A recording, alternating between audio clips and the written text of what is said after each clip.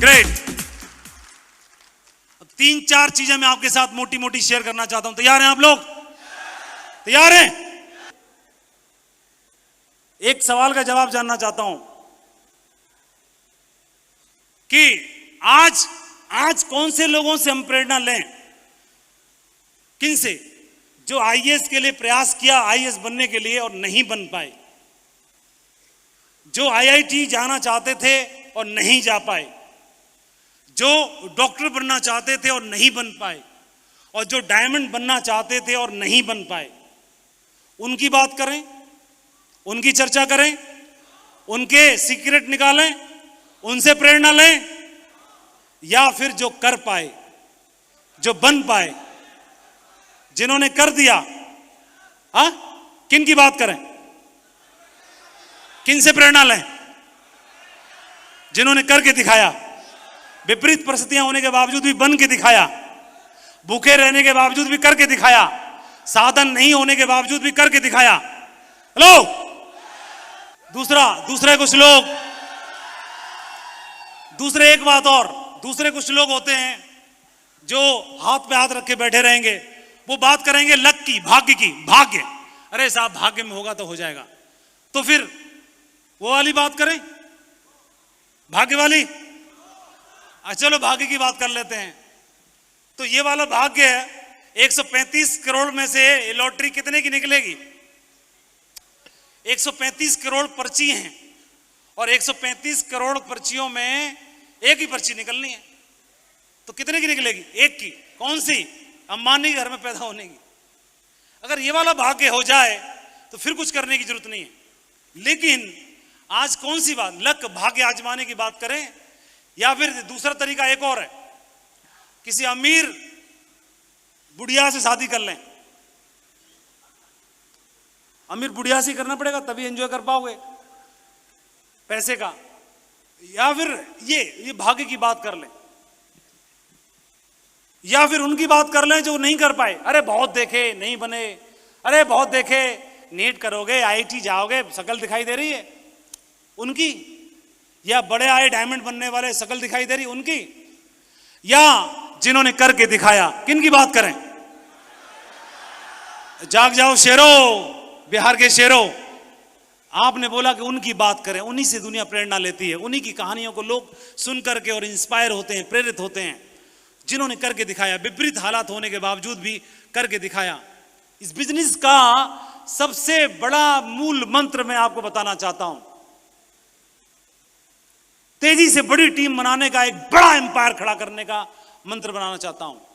एक उदाहरण से, एक व्यक्ति अपने जीवन में बहुत शिद्दत से ईश्वर की उपासना करता था, पूजा करता था, और करते करते कई वर्षों बीते, और एक संत के आश्रम में गया, और उस संत ने उसे एक पत्थर दिया। उसे बताया, पत्थर की निशानी बताई संत ने, और यह बताया कि तुम्हें पत्थरों का ढेर मिलेगा जहां जाओगे उस पत्थर को ढूंढने के लिए। पत्थरों का ढेर मिलेगा, दिखने में सारे पत्थर एक जैसे होंगे। उस पत्थर जब सारे दिखने में एक जैसे होंगे तो कैसे पहचानोगे कि वो पत्थर जो लोहे को भी सोने में बदलने की ताकत रखता है, जो सोने में बदल देता है, जो ऐसा पत्थर जो बहुत मूल्यवान है, जो नाचीज को भी बहुमूल्य बना देता है। तो उसकी निशानी बताई उन्होंने। वो निशानी ये बताई कि जितने सारे पत्थर होंगे वो सारे पत्थर ठंडे होंगे, और जिस पत्थर को जो खास है, विशेष है, जब छुओगे तो वो गर्म होगा, वो गर्म होगा। बस दिखने में सब एक जैसे हैं, बाकी सब पत्थर ठंडे होंगे, वो गर्म होगा। और समुद्र के किनारे, नदी के किनारे पत्थरों का ढेर लगा हुआ, वो पत्थर तुम्हें मिलेगा इसी ढेर में। ढूंढना शुरू करो, तुम्हारे जीवन में बदलाव आएगा। और वो गया, पत्थर उठाया, देखा वो तो ठंडा है। अब वो वहीं अलग करे तो सारे पत्थर मिक्स हो जाएंगे। तो इसलिए उसने सोचा क्यों ना इस पत्थर को उठा के पानी में फेंक देता हूं, तो छटते जाएंगे, मेरे काम का नहीं है। उठाया फेंक दिया, उठाया फेंक दिया, उठाया फेंक दिया, उठाया फेंक दिया, उठाया फेंक दिया, उठाया फेंक दिया, उठाया फेंक दिया, क्योंकि सभी कैसे हैं? ठंडे हैं। ये भी ठंडा फेंक दिया, ये भी ठंडा फेंक दिया, ये भी ठंडा फेंक दिया, ये भी ठंडा फेंक दिया, ये भी ठंडा फेंक दिया। 100 पत्थर फेंक दिए, 200 पत्थर फेंक दिए, 300 पत्थर फेंक दिए, 400 पत्थर फेंक दिए, 500 पत्थर फेंक दिए। पूरा दिन निकल गया, पूरा दिन निकल गया। और उठाया फेंक दिया, उठाया फेंक दिया, उठाया फेंक दिया, उठाया फेंक दिया, उठाया फेंक दिया। और जैसे फेंकते फेंकते फेंकते फेंकते फेंकने की प्रैक्टिस हो गई और पत्थर उठाया, गरम निकला, तब तक फेंक दिया। पत्थर उठाया कैसा था? गरम। लेकिन फेंकने के प्रयास में, अभ्यास में उसने उस गरम पत्थर को भी फेंक दिया। पत्थर एक ही था। सैकड़ों पत्थर ढूंढने के बाद वो हाथ में तो आया, आने के बाद भी वो हाथ से कहां चला गया? समुद्र में चला गया। अब उसको चाह के भी नहीं पाया जा सकता। हमारे साथ भी इस बिजनेस में ऐसा ही होता है। हम हर रोज लोगों से मिलते हैं, लोगों से मिलते हैं, लोगों के अंदर असीम संभावनाएं हैं, इतिहास बनाने की संभावनाएं रहती हैं, और हमको लगता है कि ठंडा है, फेंक दिया, ठंडा है, फेंक दिया, किसी काम का नहीं है, लटूरा है, बेकार है, बेकार है, कुछ नहीं है, किसी काम का नहीं है, हटाओ, इसको छोड़ो, इसको छोड़ो, इसको छोड़ो, इसको छोड़ो, इसको छोड़ो, इसको छोड़ो, आ गया कोई, उसको भी छोड़ देते हैं, बिगाड़ लेते हैं, समझ नहीं पाते। अब हमें हर पत्थर को ऐसे परखना है कि यही है सोने में बदल देने वाला, यही है भाग्य को बदल देने वाला। उसकी पूरी आजमाइश करनी है, उसको हिला हिला के चेक करना है। कब कौन, दिखने में सब एक जैसे ही है, कब कौन अविनाश बन जाएगा, कब कौन सतीश बन जाएगा, कब कौन अजय पंडित निकलेगा, कब कौन निकलेगा, ये कहना बहुत मुश्किल है। लेकिन अगर हमने उसको हिला हिला के देख लिया, बोले रिजेक्ट करोगे तो तुम खुद करोगे स्वयं को, मैं अपने आप से तुमको कभी रिजेक्ट नहीं होने दूंगा। उसको हिला हिला के प्रयास करना है। कर पाओगे सभी? मैं इस बिजनेस में बिल्कुल भी चलने के लिए तैयार नहीं था। मेरे अपलाइन ने, सिस्टम ने मेरे को इतना हिलाया, इतना हिलाया, इतना हिलाया, इतना मांझा कि मैं इस बिजनेस में इतिहास लिखने के लिए मेरे को तैयार कर लिया।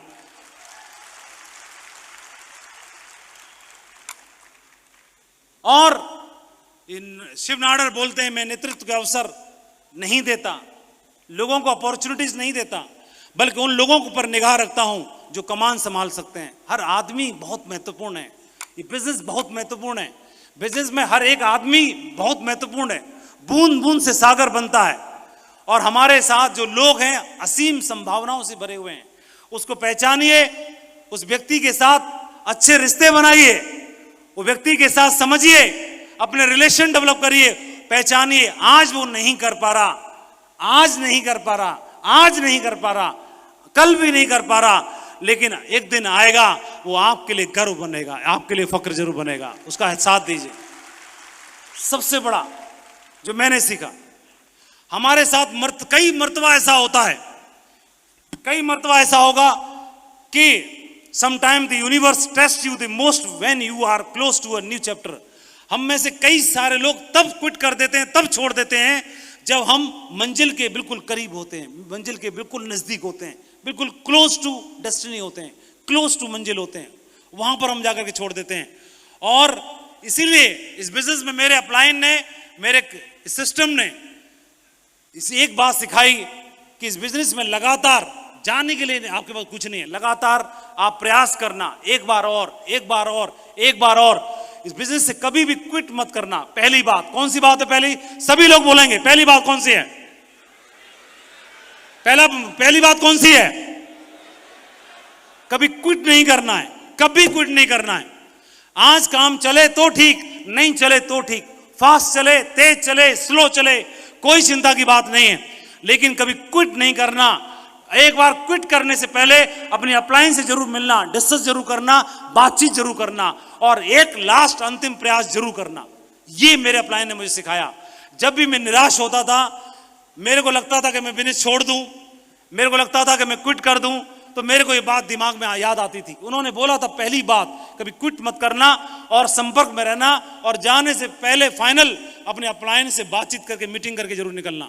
और ये बात जब मेरे दिमाग में गई, तो जब भी मैं निराश होता था, रिजल्ट्स नहीं आते थे, तो मैं अपने अपलायन से मिलता था, बात करता था, और फिर दोबारा से रिचार्ज हो जाता था, नया इतिहास बनाने की कसम लेकर के, कमिटमेंट लेकर के फिर से तैयार खड़ा होता था।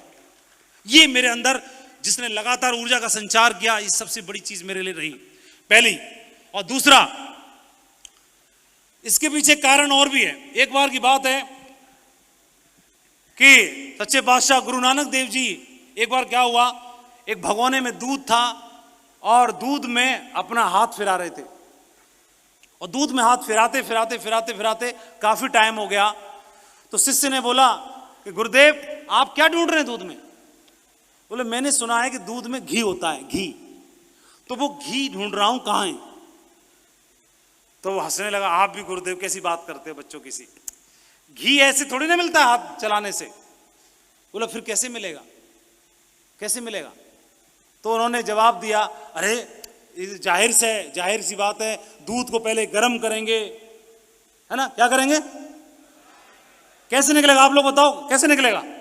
दूध को गर्म करेंगे, उबाला आएगा, फिर मलाई आएगी, फिर मक्खन आएगा, फिर उसको तो तपाया जाएगा, उसके बाद घी निकलेगा। वही बोले, फिर वही बोले गुरु नानक जी भी बोले, मैं यही तो बोलना चाहता हूं कि हम डायमंड ढूंढना चाहते, डायमंड ढूंढना चाहते। डायमंड ऐसे नहीं बनता, डायमंड तो है उसके अंदर, लेकिन डायमंड घी निकालने के लिए पहले उबाला लगेगा, फिर मलाई आएगी, फिर मक्खन आएगा, फिर तपाया जाएगा, तब घी निकलेगा। पूरी प्रोसेस है। ऐसे ही जो भी यहां पर एंट्री मारेगा, असल में घी ना बनेगा, पहले उबाला मारना पड़ेगा, फिर तपाया जाएगा, फिर खोलेगा, मलाई आएगी, मक्खन निकलेगा, उसके बाद जब तपेगा तब उसमें से घी का मूल्य बनता है, तब बहुमूल्य बनता है।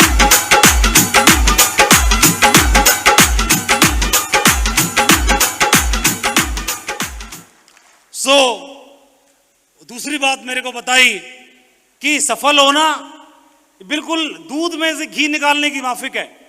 सफल होना एक के बाद दूसरी परत खुलेगी, एक प्रोसेस है। तो इस प्रोसेस को फॉलो करना, कभी भी पहले ये मत बोलना माधव जी कि मेरे को डायमंड बनना है। डायमंड तो बनना है, लेकिन डायमंड बनने की प्रोसेस है, उस प्रोसेस को फॉलो करना। उस प्रोसेस को फॉलो करेंगे तो घी तो एंड प्रोडक्ट है ही है, घी तो मिलना ही है, आईडी पे डायमंड तो आना ही है, डायमंडशिप का ताज तो मिलना ही है, वो तो मिलना ही है। उससे पहले की प्रोसेस पे जरूर काम करना, क्योंकि दूध में हाथ डालने से घी नहीं निकलेगा, दूध को प्रोसेस में डालने से घी जरूर निकलेगा। हेलो, ये दूसरा उन्होंने बताया। तीसरा उन्होंने बताया, उन्होंने बोला कि डायमंड बनना एक प्रोसेस है, और ये प्रोसेस हमारे एक्शन से शुरू होगा। हमारे शब्द, हमारे कार्य, हमारी भावनाएं, हमारी एक्टिविटीज, हमारे शब्द जो हम अपने आप से बोलते हैं, अपने टीम में बोलते हैं, हमारे द्वारा बोले गए शब्द, हमारे कार्य। एक आदमी अपने एक्शन से, अपने काम से इतना काम कर देता है कि टारगेट को अचीव कर लेता है, और एक आदमी सोचता जाता रहता है और एक्शन में नहीं डालता। और हमारी इमोशंस, हमारी भावनाएं और हमारी एक्टिविटीज, इन चार चीजों को उन्होंने अच्छे समझाया और ये बताया। एक बार एक राजा था और अपने हाथी पे सवार होकर के राज्य के भ्रमण पे निकला, और राज्य के भ्रमण पे निकलने के बाद देखा तो रास्ते में बाजार था।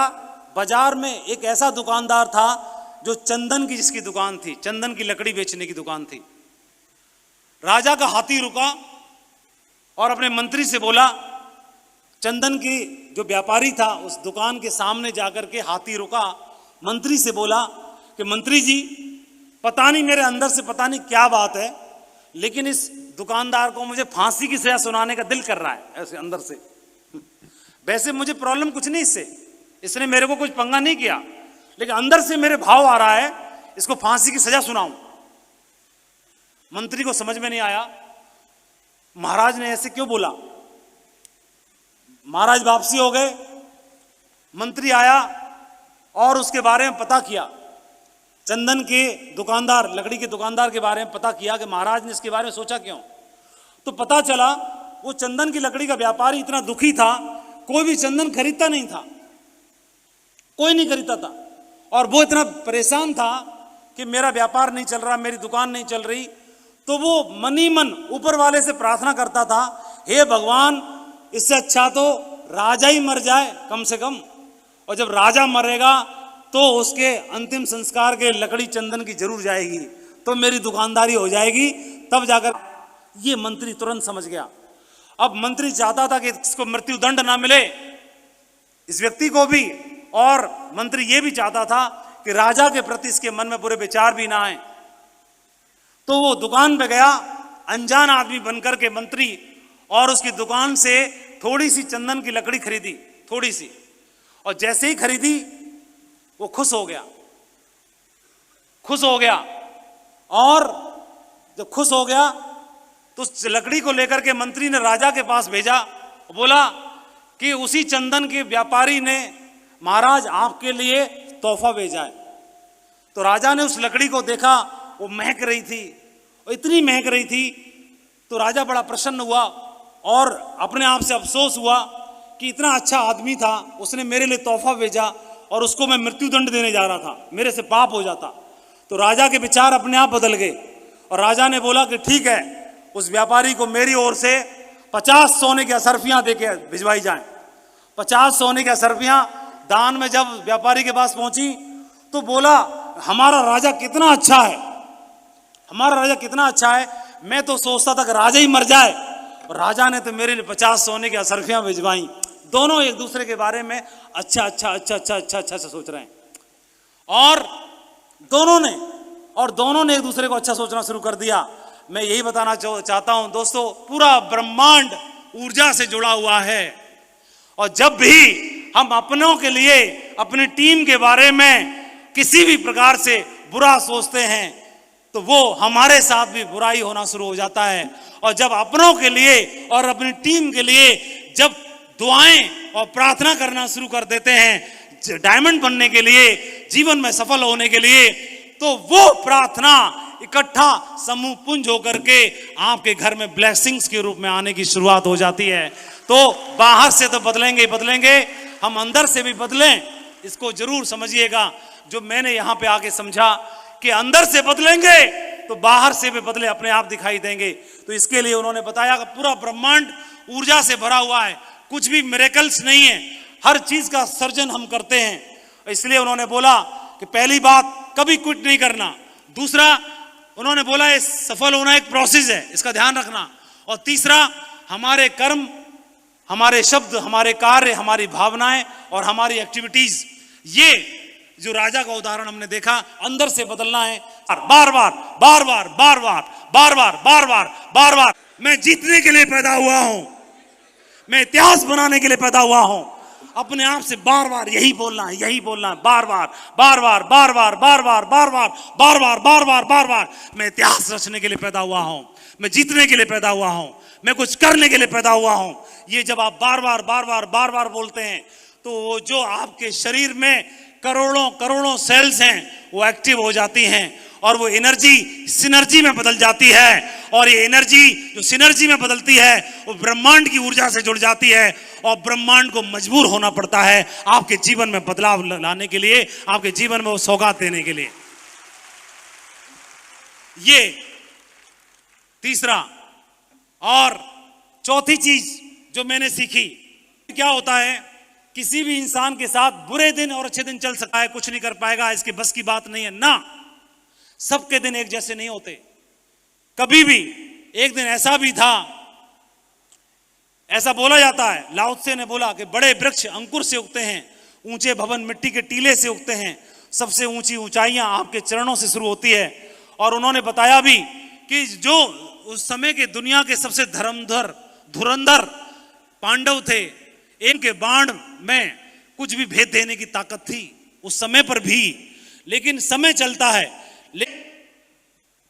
उनके मजबूत कंधा बनिए, उनके कंधे पे हाथ रखिए और उसको एक बात बोलिए, चिंता करने की जरूरत नहीं है, तेरा भाई तेरे साथ खड़ा हुआ है। उसको एक बात जरूर बोलना कि चिंता करने की जरूरत नहीं है, तेरे भाई तेरे साथ खड़ा हुआ है। मिल के करेंगे, दोनों करेंगे, हिंदुस्तान में कोहराम मचा देंगे, तेरे साथ तेरा भाई खड़ा हुआ है।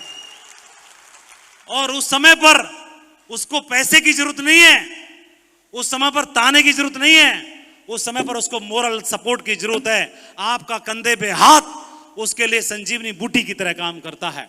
और ऐसा बोला भी जाता है, किसी के बुरे दिनों में अगर आप मजबूत कंधा बन के खड़े हो गए तो आपकी 56 इंच की छाती करने की जिम्मेदारी वो इंसान आपके लिए ले लेता है, वो आपका गर्व जरूर बनता है। और ये उदाहरण हमें देखने के लिए मिलते हैं ढेर सारे, ये ढेर सारे उदाहरण हमारे को देखने के लिए मिलते हैं। और ये चौथी बात के बाद अगली सबसे इंपॉर्टेंट बात कि हमने अपने डाउनलाइन के लिए तो भावनाएं रखी कि मैं तो मजबूत कंधा बनूंगा ही बनूंगा, लेकिन अब अपनी अपलाइन के लिए भी एक बार आप देखेंगे, दुनिया की सबसे बड़ी लड़ाई महाभारत की कुरुक्षेत्र में लड़ी गई और उस लड़ाई में जीत दर्ज की करनी ही थी। जहां कृष्ण है वहां जीत है, तो जीत दर्ज होनी ही थी। और जीत दर्ज होने के बाद अर्जुन एकदम चौड़ा हो गया। चौड़ा होने के बाद बोला, देखा केशव, गांडीव ने अपना कमाल कर दिया। भगवान कृष्ण को बोले, अर्जुन गांडीव ने अपना कमाल कर दिया, बधाई हो केशव आपको, गांडीव ने अपना कमाल कर दिया। कृष्ण मुस्कुरा रहे थे, रथ को लेके गए वापस और बोले, अर्जुन को बोले, अर्जुन रथ छोड़ दो, रथ से नीचे उतरो। अर्जुन अहंकार में था, कितनी बड़ी दुनिया की सबसे बड़ी लड़ाई को जीता, और कृष्ण मुझसे बोल रहे हैं कि रथ छोड़ दो। अरे कृष्ण केशव आप भी तो उतरो, आप भी तो उतरो, फिर हम उतरते हैं। उसको लगा पहले मेरे को उतार रहा है, मैं इतना बड़ा बलशाली, उसको अहम आ गया। और कृष्ण बोले कि अर्जुन आप रथ से नीचे उतरो। वो उतर ही नहीं रहा है, उतर नहीं रहा। अब कभी किसी को लगता है कि हॉल में एंट्री होनी है तो पहले आप, मैं डबल हूं तो मैं ट्रिपल हूं। तो अब धर्मराज बोले कि अर्जुन अगर वासुदेव बोल रहे हैं तो कोई बात होगी, रथ से नीचे उतर जाओ ना। तो धर्मराज के बोलने पर रथ से नीचे उतरे। रथ से नीचे उतरे, उसके बाद कृष्ण रथ से नीचे उतरे, और कृष्ण रथ से जैसे ही नीचे उतरे, पूरा रथ धुआं धुआं करके जलने लगा विस्फोट के साथ। कृष्ण की आंखें चौड़ी हो गई, अर्जुन की आंखें चौड़ी हो गई, समझ में नहीं आया क्या हो रहा है। ईगो तो खत्म हो गई, लेकिन सवाल अभी भी मन में था कि हुआ कैसे। वासुदेव ये तो मैं समझ गया कि आप मुझे पहले क्यों उतारना चाह रहे थे, ये तो मैं समझ गया, अब लेकिन ये बता दो कि हुआ कैसे। तो उन्होंने बोला कि लड़ाई के दरमियान तुम्हारे ऊपर बहुत सारी मायावी शक्तियों का प्रयोग किया गया था, और तुमने अपने बाणों से उनको भेद तो दिया, लेकिन उससे तुम तो बचे, लेकिन उनका असर इस रथ के ऊपर अभी भी था। लेकिन वो शक्तियां अपना असर इसलिए नहीं दिखा पा रही थी क्योंकि उस रथ पे कृष्ण सवार थे।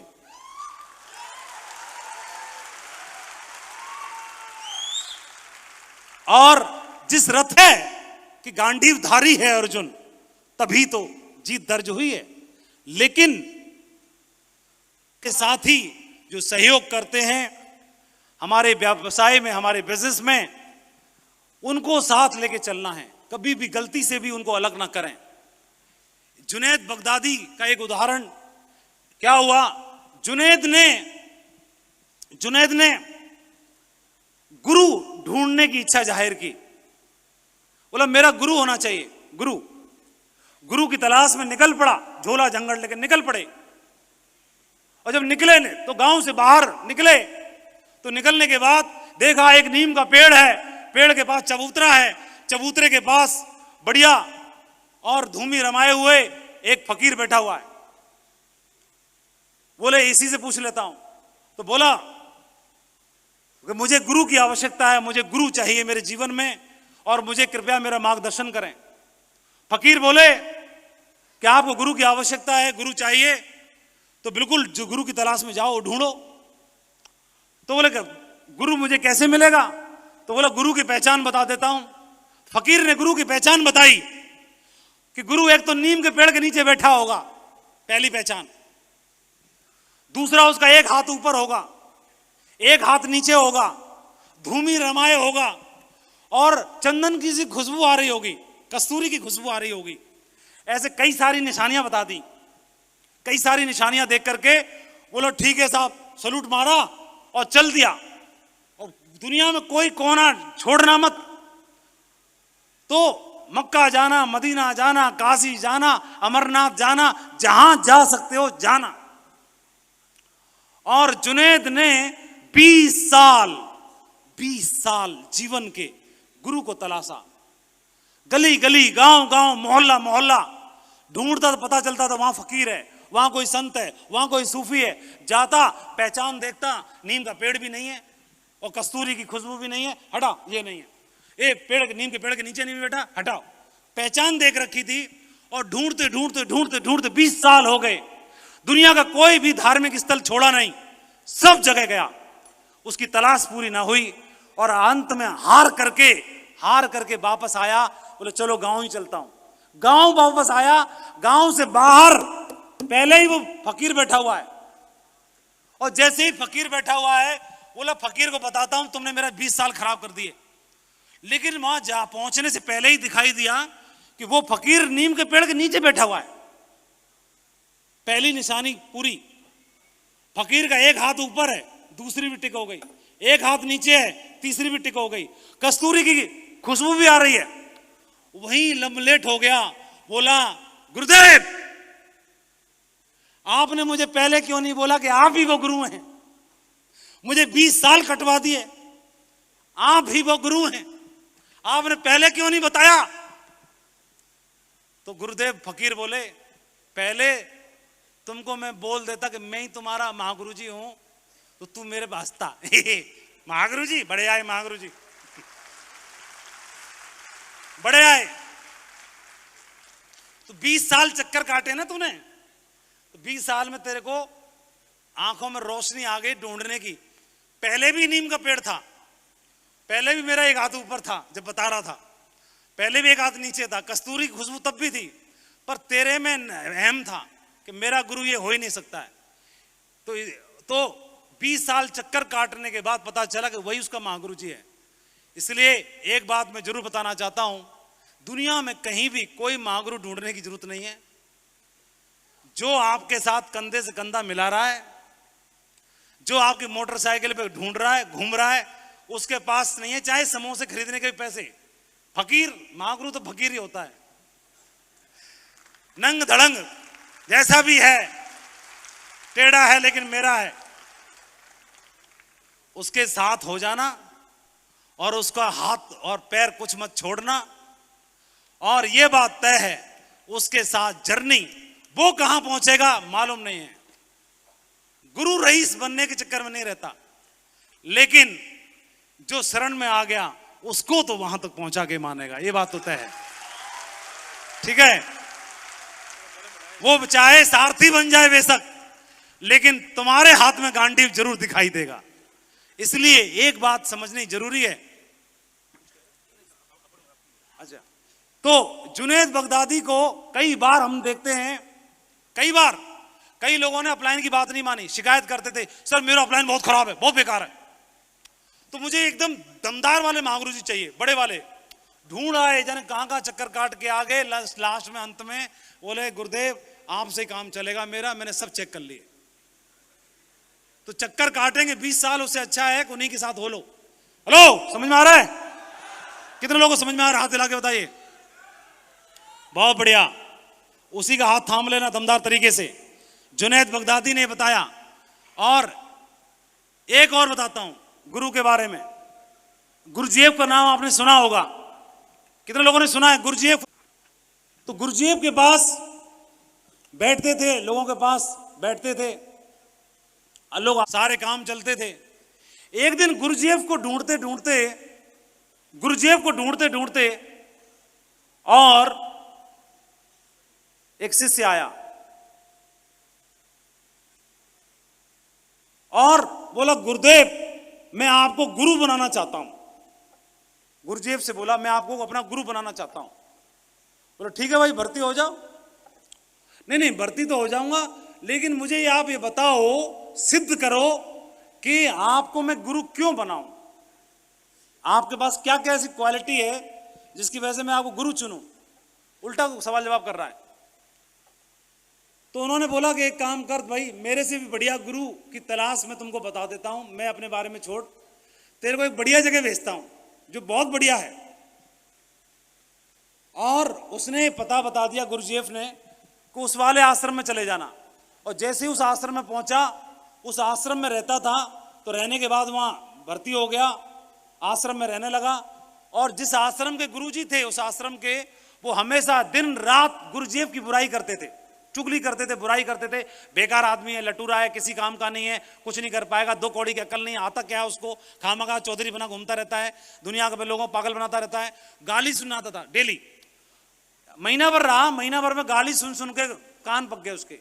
और आया, बोला गुरुजी आपने जहां पर भेजा वो तो बड़ा बेकार आदमी है, आपको गाली देता रहता है, आपको गाली देता रहता है।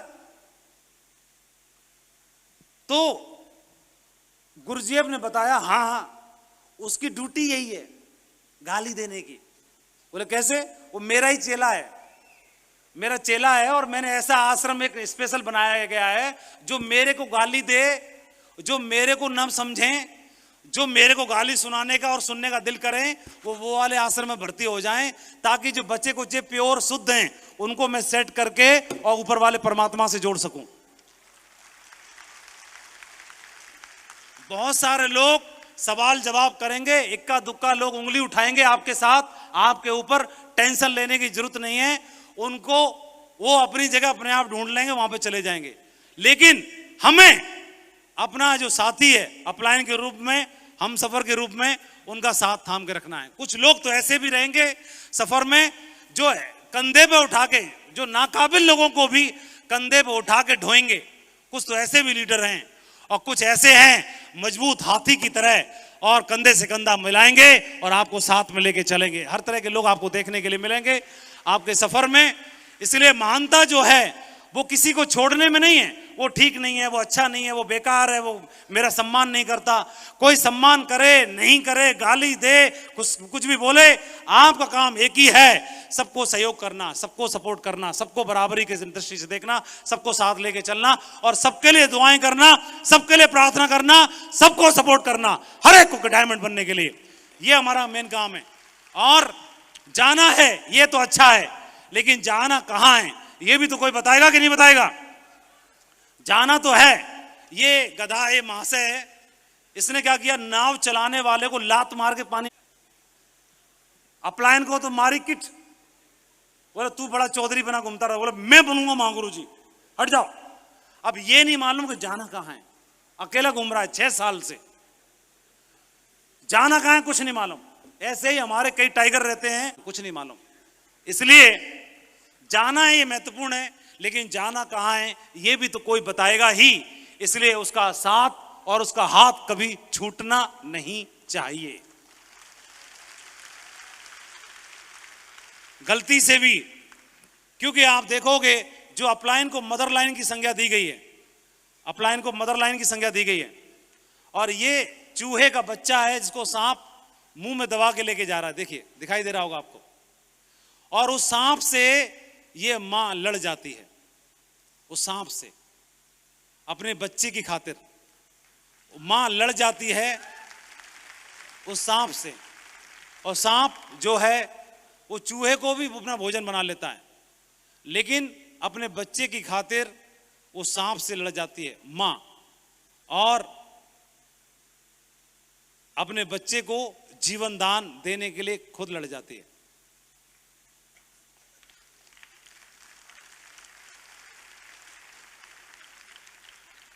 और बचा के ले गई। ये कमजोर सा लेकिन बहुत मजबूत उदाहरण आपने देखा। हमारे साथ कोई है जो हमारी केयर करता है, परवाह करता है, उसके प्रति अगर हमारा समर्पण रहता है तो वह खुद कहीं भी कैसे भी रह ले, लेकिन हमको चैंपियन बनाने के लिए पूरी ताकत झोंक देता है। इसका जरूर मैं